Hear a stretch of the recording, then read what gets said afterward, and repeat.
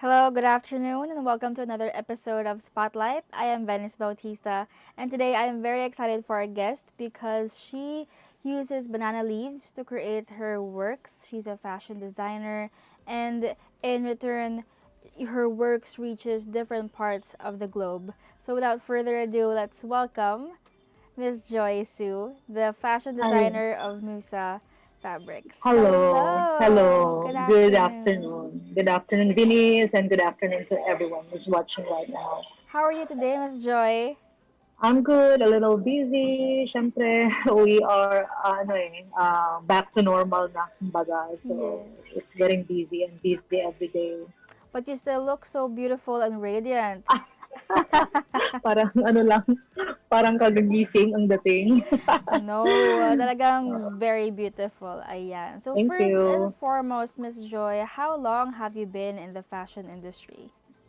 Actually, I started when I was 40. I took up fashion design here in Davao, Mm-hmm. and it was like a sort of change of career because actually I'm a certified public accountant with fashion, and Oh. then I shift because when I was younger, I really have this dream in the entertainment, in fashion, in Mm-hmm. the performing arts. So when I reached 40, it seems like parang midlife crisis. So I, I followed my passion. So 40, and then I was supposed to graduate last 2020 during the onset of the pandemic, but so happened na nag-lockdown tayo. So Mm-hmm. basically, parang during the pandemic, ito din yung start ng career as a fashion designer. Mm-hmm. Yun siya. So what made it like what was the trigger of the shift? Like what made you like wake up one day and decide, you know what, I'm gonna pursue this? Because like for 22 years, actually I'm not really that happy of what I'm doing. Happy Mm. naman, but most of the time not. Because when you're an accountant, I'm a certified practicing accountant ako Yeah. eh. Napakahirap. Like every day you are into numbers, you are into your clients' businesses, and also my own business. I have also a business here in Mindanao. We are retailer of computers and bicycles. So Mm-hmm. napakahirap. And then I started to think of something else that would really nurture yung desire ko when I was young. At ito yung nag-draw into arts, into performing arts, even performing arts, and also entertainment, fashion, ganyan. So sabi ko, I think I have to go to a something na that would really ignite my passion. So Mm-hmm. yun siya ang reason. And it worked so well kasi in such Mm, a short period of time, now it you have created so much works and creation that have really made an impact, 'di ba, on the industry. Wow. maybe because it is anchored with a significant purpose, and that is the livelihood project of our persons deprived of liberty in the jail institutions of Davao del Norte and also the indigenous community. When I started like having a shop in Tagum City, Davao del Norte, wala pang Musa noon. And then Mhm. suddenly when I went to this endeavor, it just soared high as to what it is today. So parang maybe because of the reason kung bakit ito nabuo. It's not only a fabric, but it's also an advocacy that helps this indigenous community and persons deprived of liberty in my province, Davao del Norte, through weaving the fabric, Musa. Yeah. Wow, grabe. Mm. So it's become an advocacy na rin other than just Yeah. like a fashion, like a brand, right? How do you find the inspiration like to create your works? Like do you are you a believer of the having the parang lagi may inspiration to create works, or are you really just motivated? Like you have to like take it one step at a time for the inspiration to kick in. Yeah, actually, sandali yung ano ko, yung tawag dito, Sure, yung ma'am. the inspiration that I got actually was in 2019. I went to a certain place, and that is Mhm. in Israel, Jerusalem, that I Mhm. prayed for something na that would really inspire me to do something else. Kasi matagal na yung shop. It's been in 2017, even before I took up fashion design. Mm-hmm. But then there is really something missing. And when I went there, I really prayed hard that God will provide or give me something that would, you know, something na parang purpose ba? That's what I've been Mm-mm. looking for since 2017. And then eventually binigay niya after I went there. I went there December of 2019, and then January of 2020, I learned to have this project na meron palang ganitong pwede kong gawin in not just having to sew mga garments, mga gowns, and different designs ng mga damit ng clients. But there is really something else. Ito yung nag-inspire sa akin. So most of the colors of the fabrics that I created Mm-hmm. mostly are colors that I've seen in the Holy Land. So ito yung nagbigay Oh. inspiration, and then eventually I relate this to the different colors of the seven tribes of my province. We have seven tribes here: Mm-hmm. Tamanobo, Mansaka, Mandaya, Sama, Dibabawon, Mangguangan, and Kagan, the Muslim Mm-hmm. tribe. So, lahat ng colors ng tribal costumes, I combine it all and make patterns, colorful patterns out of it to make Musa fabric. So ito yung inspiration actually ng Musa. Grabe, so you're giving representation to the indigenous community as well. Mm. Such a Yeah. love, yeah. So, like, what Musa Fabric is, what does it make parang, how is it different? Like, what are the fabrics made of? Like, how is it different from the usual clothing brands that we see? Yeah. So, of course, first and foremost, yung material na ginagamit niya, it's not actually the leaves, but it's the fiber of the banana trunk. And what makes it more inspiring is that this trunks are actually waste na sana siya. But then, nagawa siyang i-recycle to make a Yeah. fabric.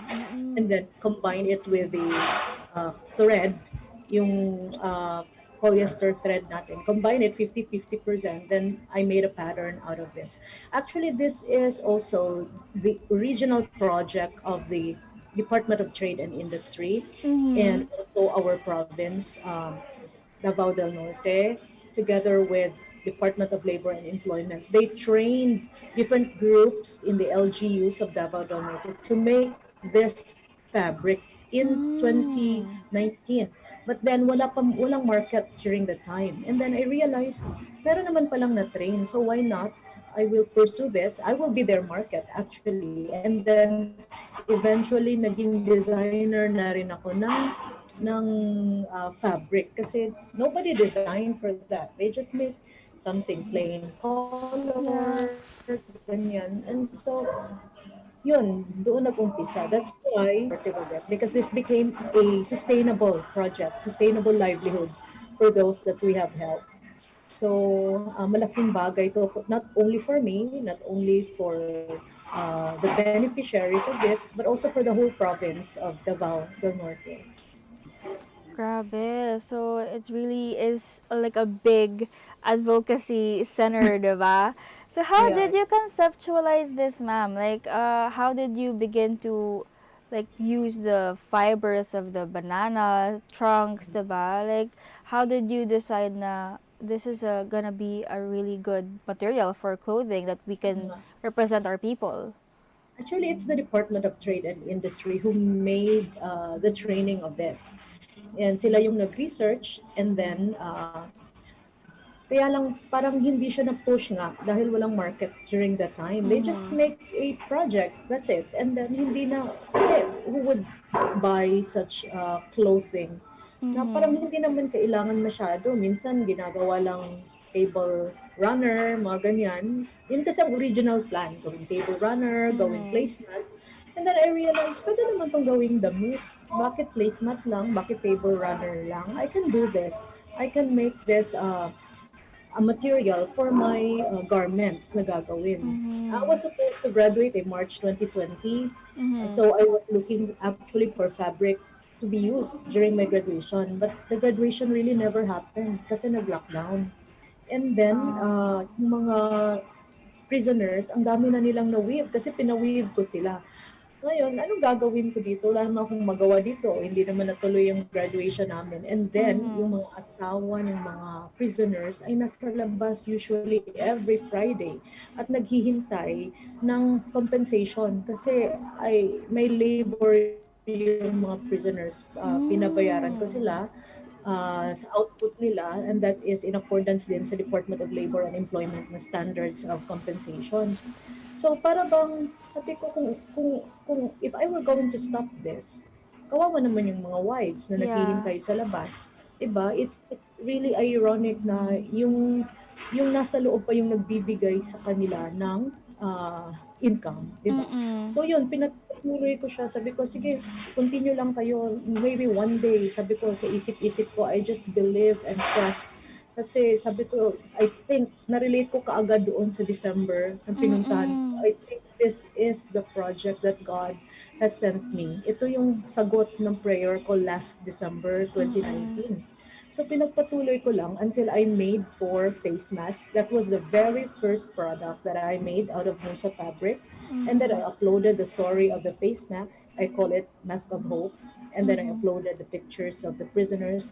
And after that, ang dami-daming media, not only newspaper, but also katulad ninyo na nasa TV, Mm-hmm.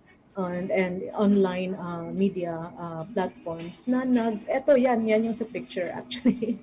Yeah. Ito yung pinaka first product na pinick up talaga because of the story behind it and the colors. Actually, these Mm-mm. are the colors of those that I've seen in Jerusalem, in Nazareth. Ito yung mga colors, even the colors of the trees, because I went there parang autumn season. Mm-hmm. So, ito yung parang sabi ko, I think this is really the answer to my prayer. So, dun siya nagsimula, lahat-lahat. Yeah, just by stepping up for them, doon na nagsimula lahat. Mm-mm. So you really brought out, like, brought to life such a beautiful concept. So I'm sure that we'll learn more about you and about Musa Fabric once we return after this commercial break. Joe Saldariaga po. At may tabasa David. Good news! Bumaba ng 12 centavos ang overall electricity rates ngayong Mayo. Kaya 10 pesos and 6 centavos per kilowatt hour ang rate ng typical household. Dahil ito sa refund sa distribution rate alinsunod sa ERC. Pero patuloy po tayong maging energy efficient ngayong summer. Para cool tayo this summer, may bright ideas tayo. Pag naka-aircon, tiyaking walang bukas na pinto o bintana. Pag nakapasok kasi ang mainit na hangin, mas makonsumo. Pag sarado ang room, up to 1,186 pesos per month ang tipid. At kung ginagamit mo ang ref para magpapresko, 33 pesos per month na dagdag konsumo yan ha. Ang electric fan naman, mas maigi kung nasa well-ventilated area. At mas matipid pag Magandang araw mga katribo! Narito na ang mga makakasama nyo tuwing umaga sa programang Gising Na. Roy Pelovelo, Atty. Lia Badillo Crisostomo, Vernon Velasco, Kim Sancha at Chert Balagtas. Abangan ang programang Gising Na sa Facebook page ng Daily Tribune. Ilabas na ang mainit na kape at samahan kami sa inyong pag-almusal, mga katribo. Simulan natin ang bawat umaga with good vibes sa mga informative and recreational segments ng aming programa. Maaari niyo rin ibahagi sa amin ang inyong opinion via Daily Tribune Facebook page at Tribune Now sa YouTube. Makichika na rin sa latest showbiz happenings, mga katribo. Kaya naman, magsama-sama po tayo sa Gising Na!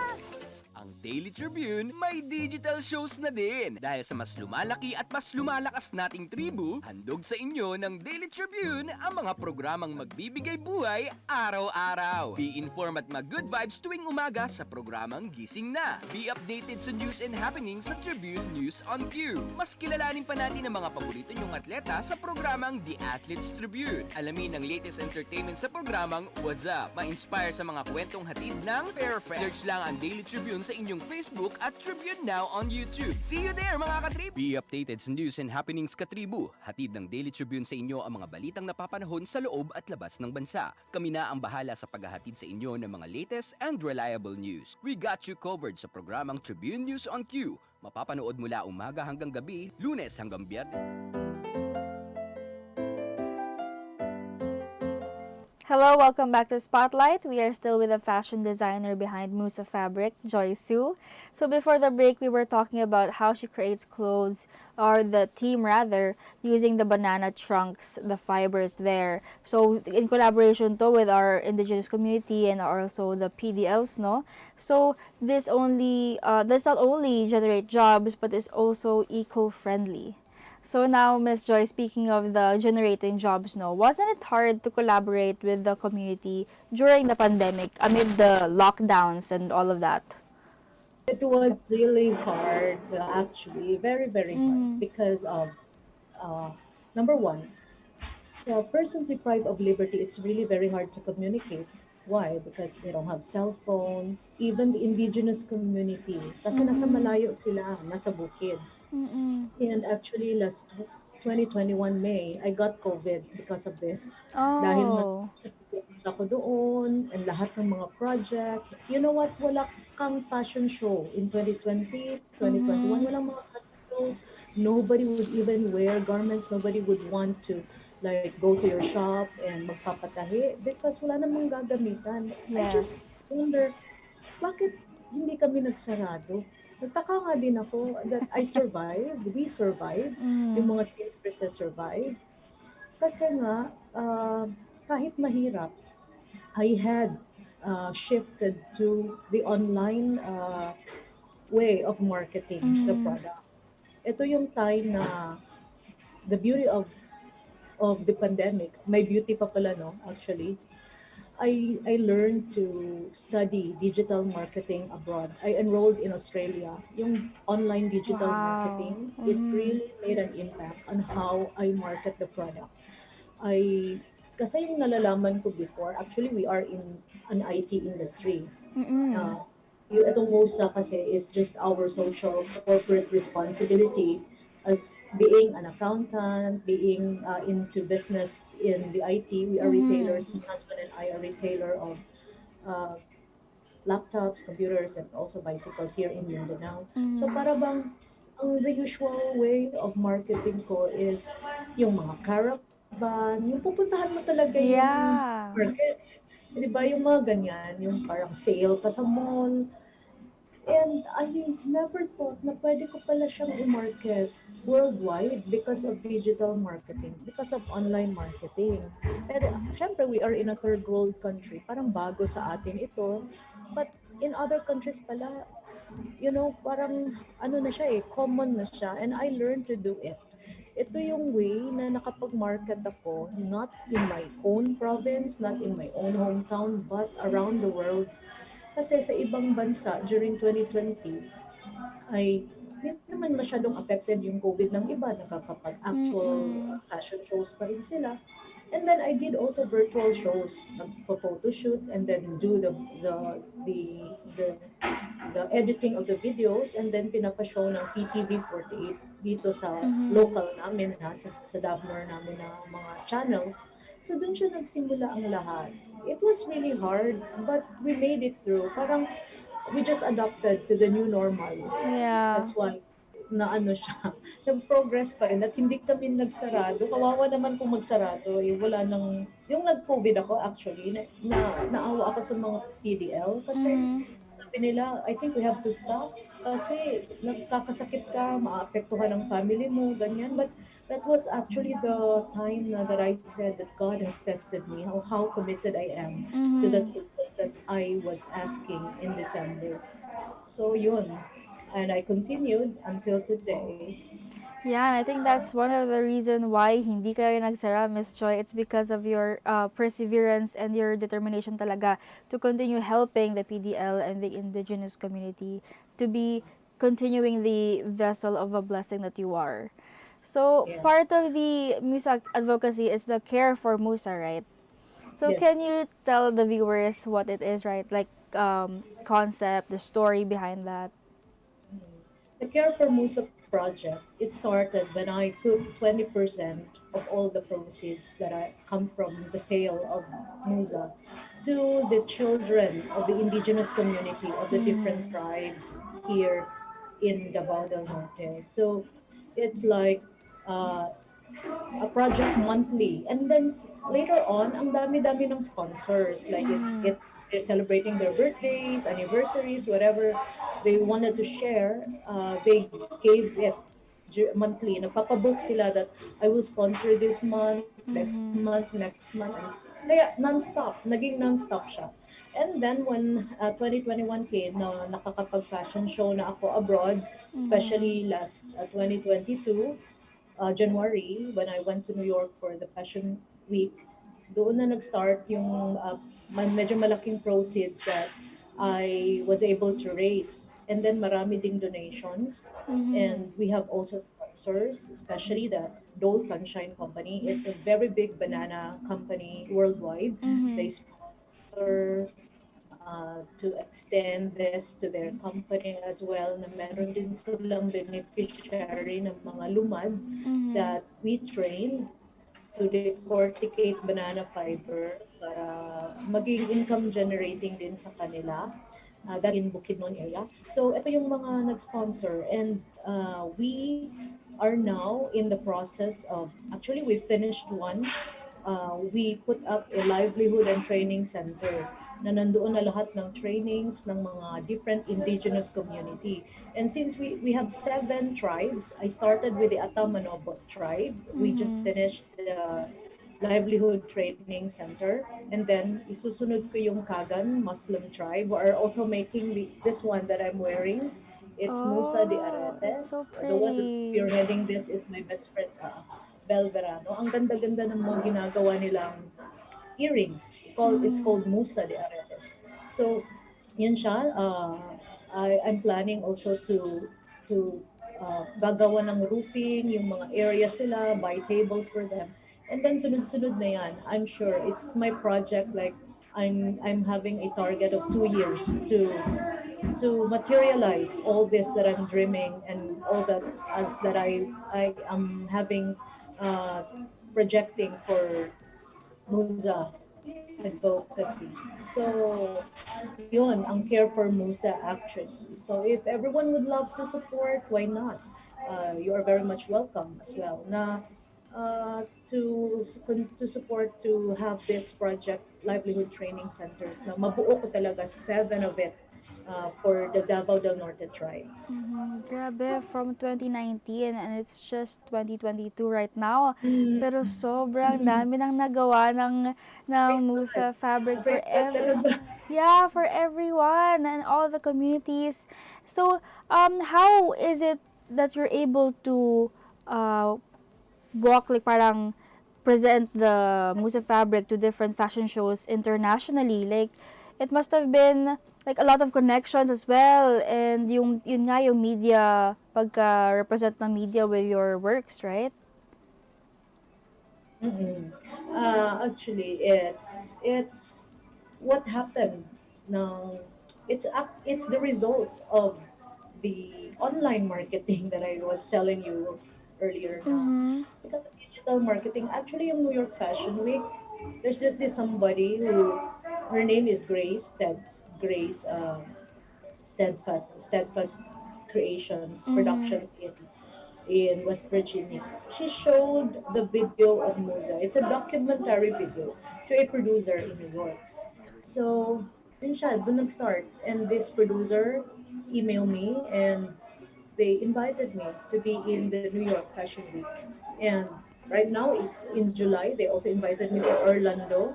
And then I will be coming in September for a much bigger show there that they wanted me to be in. And ang dami-dami kasing models that they really model for Musa. Most of them are Filipinos who support Musa. Para bang, it's like they're really very proud kasi, you know, for a fabric, a Filipino product to be in the New York Times Square billboard is something else. Diba? It's parang, it's not common. Nakakakilabot siya. Oo. Ako nga din, parang, totoo ba to? Sometimes, pumupunta naman ako ng New York, sa isip-isip ko, paano kaya maano dyan sa mga billboards na yan? Hindi naman nag-sync sa akin na I will be one. Yeah, one day. Parang, well, I never dream of it. biglang binigay lang ni Lord talaga. And everything went on smoothly dahil nga talaga because of the much greater purpose that Musa is, gearing towards the sustainability of the livelihood project of the PDLs and the indigenous community. At saka all for one for all kami dito sa Davao del Norte for Yeah. this. And talagang ginaid ka ni Lord with the investment of really learning what digital marketing is all about, 'di ba? Na bigla napunta na sa New York Fashion Week. Doon ako nag-enroll when I had COVID. I had an isolation for 22 days. Mm. Up until now, I'm still studying kasi 2 years siya. So Aha. doon ako nag-decide na wala kasi akong ibang ginawa. I'm not really that very, yung effects sa akin, ubo lang. And then, syempre, weak yung katawan. But because I'm very energetic, I'm very active into exercise sports. So parang hindi masyadong tumalab. But then, of course, you have to isolate para hindi ka makahawak sa iba. So, ginawa ko siyang purposeful, yung 22 days. I realized meron palang mga online classes, ang dami-dami. I even enrolled in an online class for fashion marketing in London. So, ang dami-dami kong na-meet na iba't ibang personalities, iba't ibang persons na pwede kong kukunan ng mga iba't ibang inputs din. So, yun siya ang naging tulay ng lahat. Maybe God, it's not maybe, but definitely God has aligned everything to that purpose that I was asking from Him last December. Yes, because you're like ikaw lang po yung nag-work like lahat, di ba? Like connecting everything together. I mean, yes, of course, you're getting assistance from different people, but just doing this alone talaga, like connecting everything and everyone from the international communities to our indigenous communities and now receiving so much help from them, di ba? So, what are the different collections of Musa Fabric that can be or were shown in the New York Fashion Week? This coming September, I will be having a much greater and much colorful collections because the concept is Flores de Musa. When I say Flores de Musa, it's Musa fabric that are turned into flowers. These flowers, Musa flowers, are made by the prisoners of the Correctional Institute for Women. Mga babae naman. This is spearheaded by my other friend. She's really very supportive of Musa and she became a collaborator of Musa, Miss Gay Aana. She is the one that is making the flowers and ginawa namin yung mga women inmates, sila ang gumagawa nito. And then, this is going to be beautiful kasi sa September, parang August, September, summer pa yan sa US. And then, Pasko at siya pa, autumn. Yun ang concept namin sa mga bagong collections. And we also have beautiful bags, beautiful hats, yan, yung katulad yan, mga hats, different styles naman.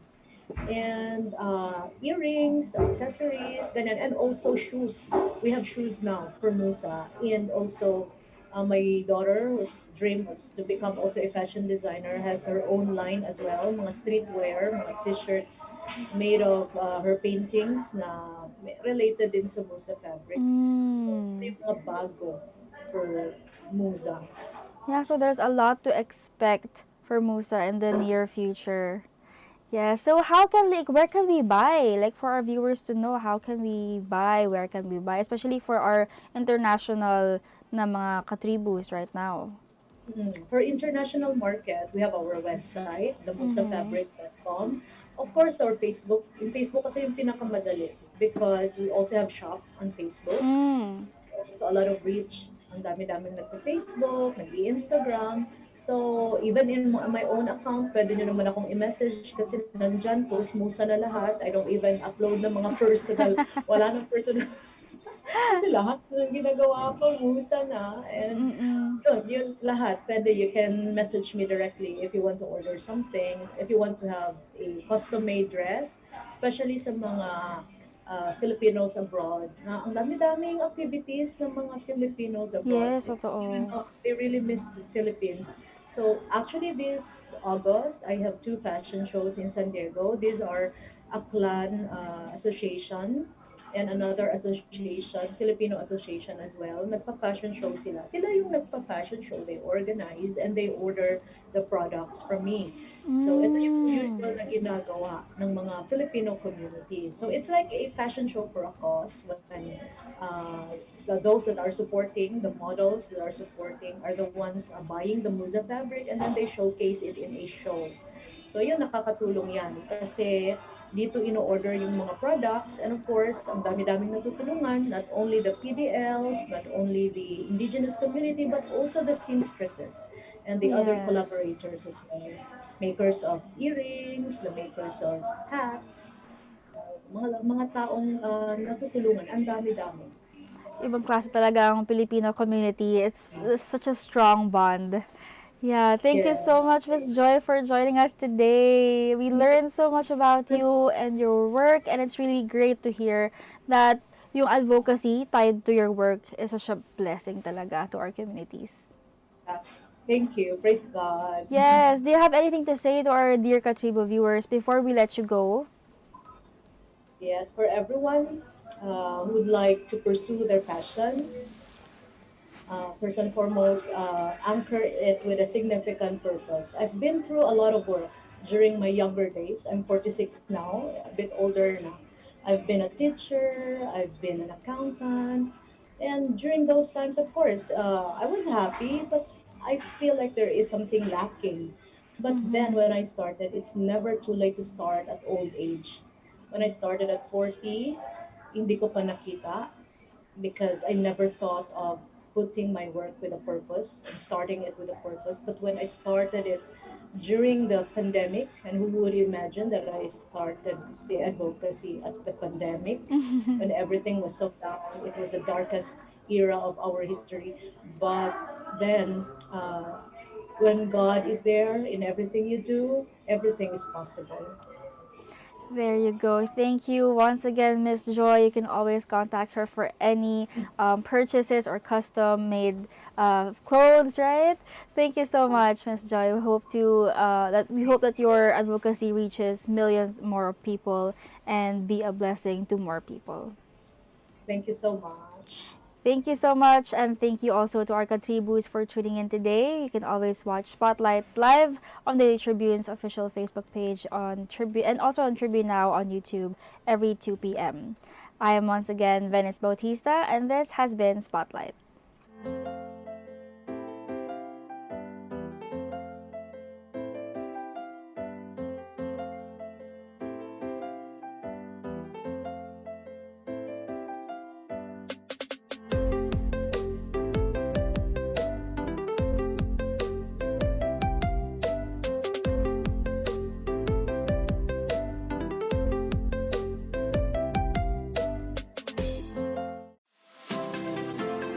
Magandang araw mga katribo! Narito na ang mga makakasama nyo tuwing umaga sa programang Gising Na. Roy Pelevelo, Atty. Lia Badillo Crisostomo, Vernon Velasco, Kim Sancha at Chert Balagtas. Abangan ang programang Gising Na sa Facebook page ng Daily Tribune. Ilabas na ang mainit na kape at samahan kami sa inyong pag-almusal, mga katribo. Simulan natin ang bawat umaga with good vibes sa mga informative and recreational segments ng aming programa. Maaari niyo rin ibahagi sa amin ang inyong opinion via Daily Tribune Facebook page at Tribune Now sa YouTube. Makichika na rin sa latest showbiz happenings, mga katribo. Kaya naman, magsama-sama po tayo sa Gising Na!